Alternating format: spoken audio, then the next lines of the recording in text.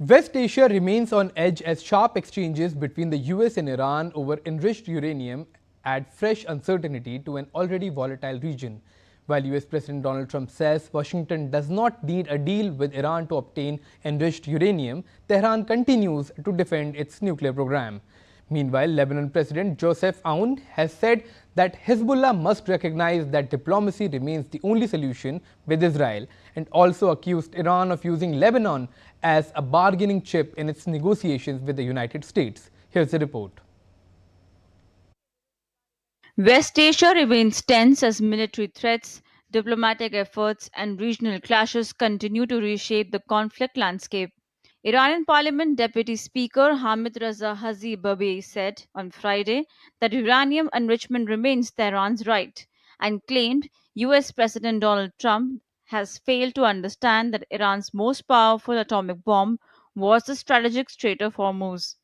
Earlier on Thursday, Trump said that Washington did not need a deal with Iran to secure enriched uranium from the country, and added that he remains open to meeting Iran's new supreme leader if two sides reach a peace deal.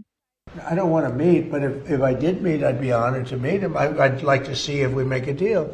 But if we make a deal, it's possible that I would meet him.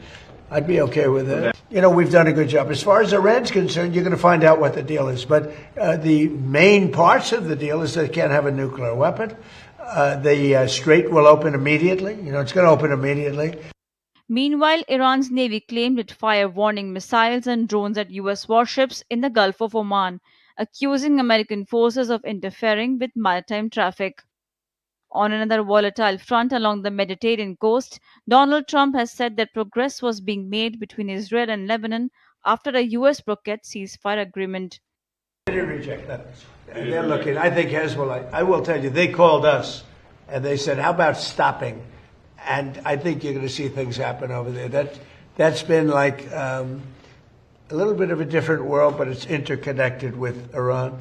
And it would be really nice if Lebanon could have some peace. Lebanon's been under attack for so many years and always like an underdog. And it would be really nice if it could end. However, Lebanese Parliament Speaker Nabih Berri said on Friday that Hezbollah could withdraw from southern Lebanon only if Israeli troops also leave occupied territories. Iran has also reiterated support for Hezbollah and maintained that any border peace agreement with Washington must include a ceasefire between Israel and Hezbollah.